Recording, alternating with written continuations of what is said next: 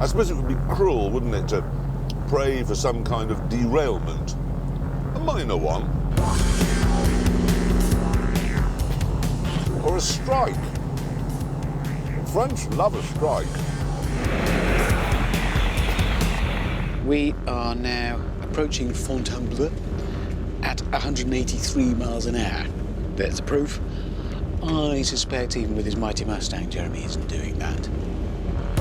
With victory for the train looking almost certain, we now had to tackle a thorny issue. There were 2 of us on it, and we only had 1 ticket to the match. I like big matches. Do you? I like going to see a big match. It's the best thing in the world to watch. It's fantastic. So you'd quite like to win this? Yeah. I'll be honest. I can take it or leave it. I'd rather leave it. But in this one instance, I want to win more than anything else because I want to deny you and Jeremy the chance of watching it. No offence. That's my thinking. Because I wasn't really in the race at all, I was getting distracted. This is good. There's a control on the steering wheel that allows me to choose what dial I have in the middle of the dashboard. So I can have volts, or inlet air temperature, air-fuel ratio. I've got 14 of those. So the problem we have here is that you and I are competing, but obviously what we are engaged in here is a very lengthy truce. Yeah, because there's nothing we can do now. We are tied together until we get there and we get off the train. But the last bit is on foot. Yeah. Now, I'm quite happy to run on television. Are you, James? Well, this is what's bothering me. The best I can do is come second. Yes. With my inability and refusal to run. Well, you've lost. I've currently got 11, in-hooks. 11 in-hook, no, wait, 20 in-hooks. What's the point of all this? May as well tell me the weather forecast for Adelaide. Then there was the radio, which could only receive frequencies ending in an odd number.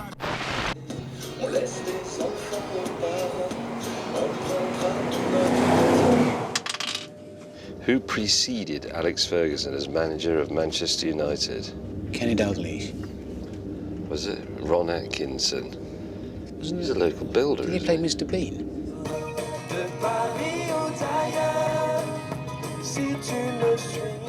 In 1969, year I was born, which legend scored what was claimed as his 1,000th goal? George Best. Peel. Pele.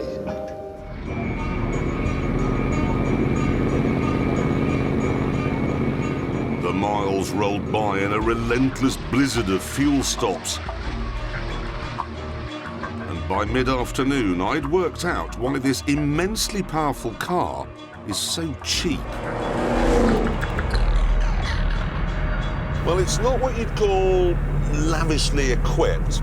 The seats, for example, adjust manually. Then you've got the plastics, which are hysterically terrible. And it simply isn't as refined or as well engineered as anything made in Europe or Japan.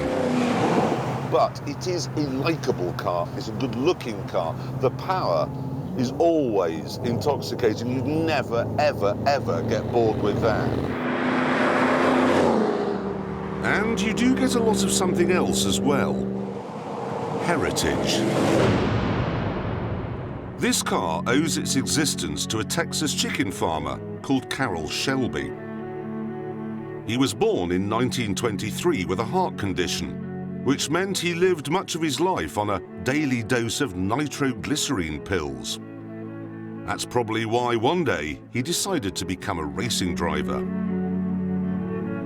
After not quite making the grade, he heard that in little old England, a small company called AC was struggling to find an engine for its sports car, the Ace. He brokered a deal with Ford to supply big V8s, and what became known as the AC Cobra was born.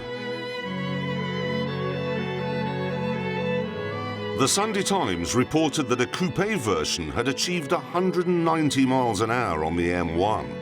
And the following week, the Daily Mail said this had sparked fury with motoring organisations. And thanks to the Mail's campaign, the 70-mile-an-hour limit was introduced. In America, though, the Cobra cemented a partnership between Shelby and Ford, A partnership that spawned many great cars and lasted right up until May of last year, when at the age of 89, he died. Just before he passed away, though, he got to see this. Apparently he liked it. And I like the fact that it bears his name on the back. I was going to say at this point, well, Mr. Shelby, wherever you are, my victory today, it's for you. But I am so far behind, I just can't bring myself to say it.